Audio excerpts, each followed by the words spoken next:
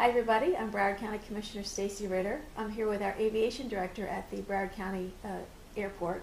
Yes. Sorry, Ken George, who's been here how many years now? 6.5. Wow, 6.5.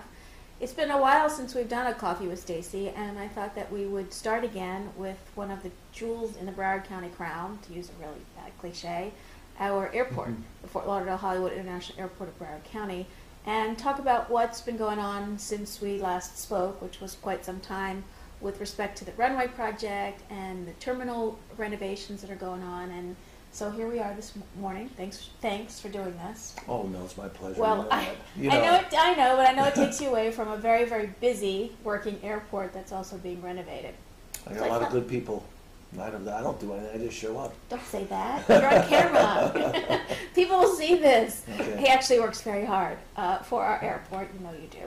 And I thought we'd start with the runway because there's some people still ask questions about what's going on out there, even though they know there's a runway being built. So much has changed. The landscape has changed. It's Broward County's big dig.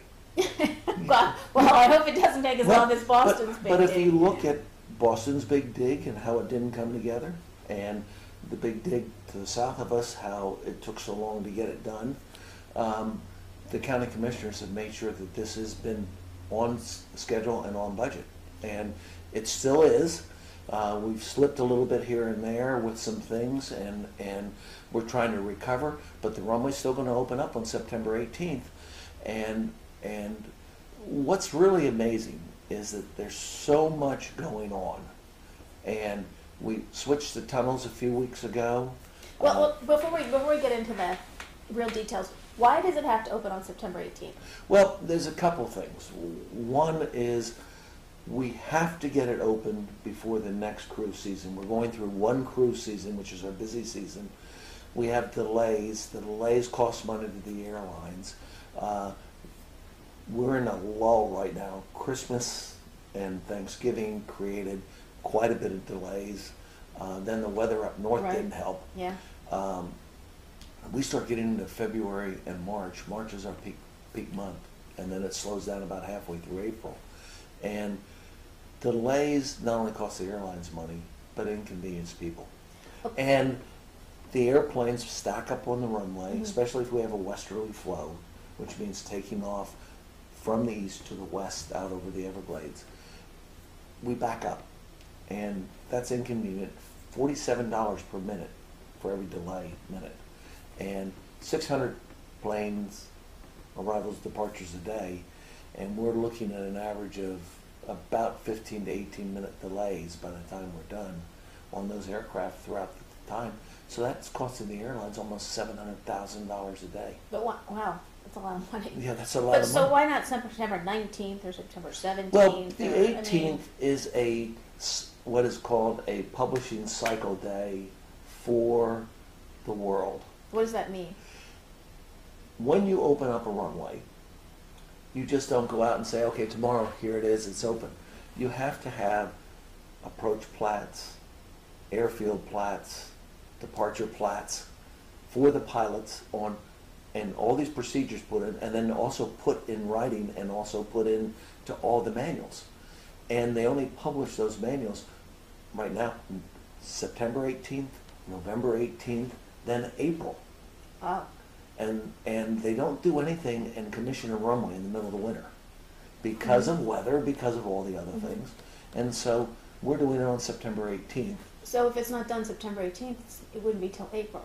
Well, no, it'll be November 18th. Yeah, but you said they don't commission them in the middle of winter. Well, November is not the middle of winter. It's just before we get into winter. Oh, okay. And so what will happen is that we will open the runway on September 18th, hopefully with all the instrument landing systems and everything else. If not, it'll be opened up VFR.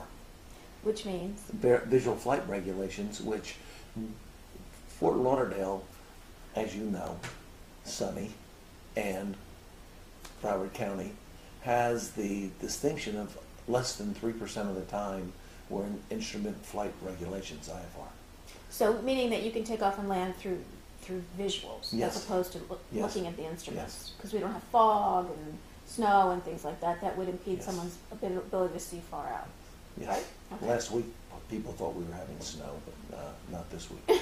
Remember, it was so cold. But it's 80 degrees today, Yeah. so much for winter. And we were moaning and groaning when it's 65 or 70 degrees and it's 1 degree in Chicago.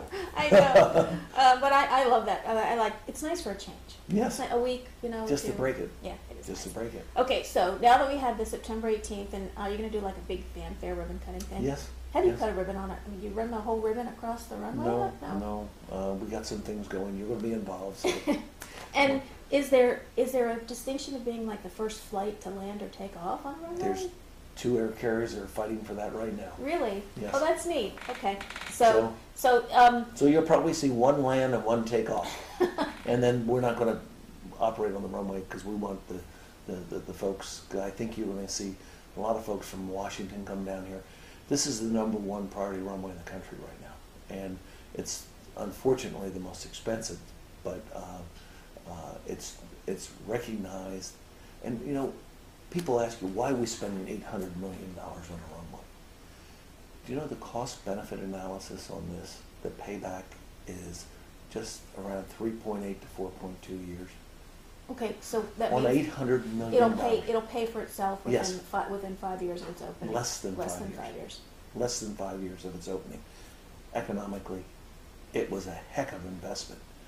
For our community, it's tremendous because it then eliminates us as being one of the most delay-prone airports in the country, and planes can get in and out of here.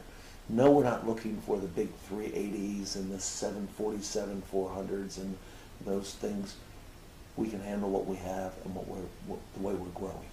But the construction's going well. You'll see along Route 1 where they're filling in what are called the wedges between the fill that was up so high. That was 10 to 15 feet higher than it needed to be for the compaction. Mm-hmm.